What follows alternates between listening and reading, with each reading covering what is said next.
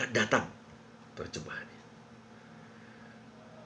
Nah, Yohanes tahu bahwa Sang Mesias itu lebih perkasa daripada dirinya.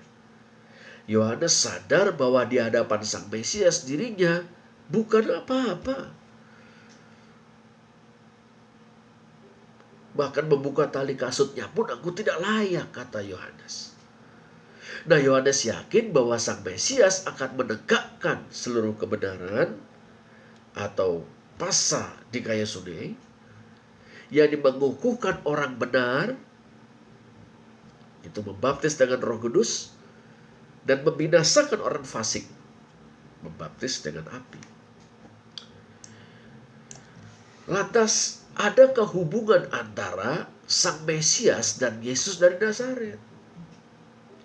Apakah laki-laki bersandal dari Nazaret yang maksum itu, tak berdosa, bebas dari dosa itu, adalah Hoerkomenos alias Sang Mesias?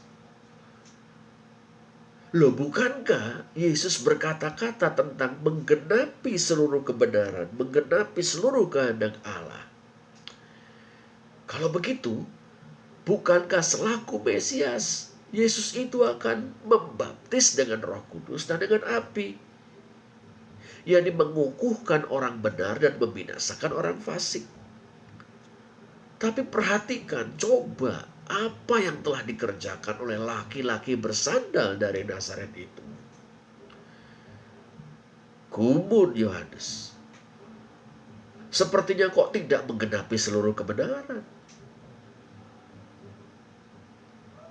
Kok dia tidak mengukuhkan orang benar, tidak menyelamatkan orang benar, tidak juga membinasakan orang fasik. Loh, salah satu buktinya, tanda petik buktinya, Yohanes Pembaptis malah terbelenggu dalam penjara sementara Herodes dan Herodias yang maksiat itu kelihatannya kok asik masuk dan berjaya. Yohanes pun bergumul. Sedulur-sedulur. Nah, kita bisa menduga bahwa setelah membaptis Yesus, Yohanes melihat langit terbuka. 3 ayat 16. Kita bisa menduga juga Yohanes mendengar suara dari langit yang mengatakan, inilah anakku yang kukasihi, kepadanya lah aku berkenan. 3 ayat 17.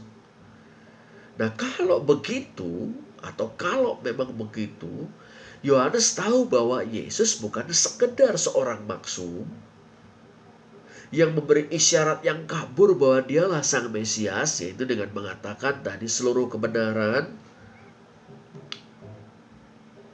Nah, berdasarkan pernyataan eksplisit dari langit yang terbuka itu, sangat boleh jadi Yohanes tahu dan percaya bahwa Yesus adalah Sang Mesias sekaligus hamba Yahweh.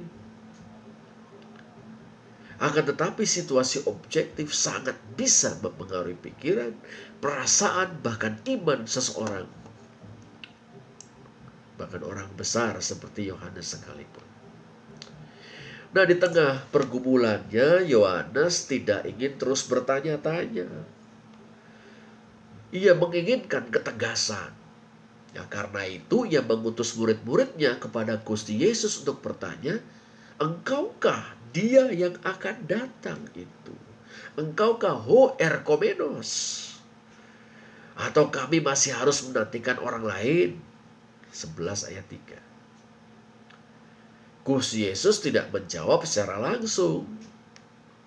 Ia berkata kepada murid-murid Yohanes, pergilah dan katakan kepada Yohanes, apa yang kamu dengar dan kamu lihat, orang buta melihat, orang lumpuh berjalan, orang kusta menjadi tahir, orang tuli mendengar, orang mati dibangkitkan, dan kepada orang miskin diberitakan kabar baik. Dan berbahagialah orang yang tidak menjadi kecewa dan menolak aku. Matius 11 ayat 4-6.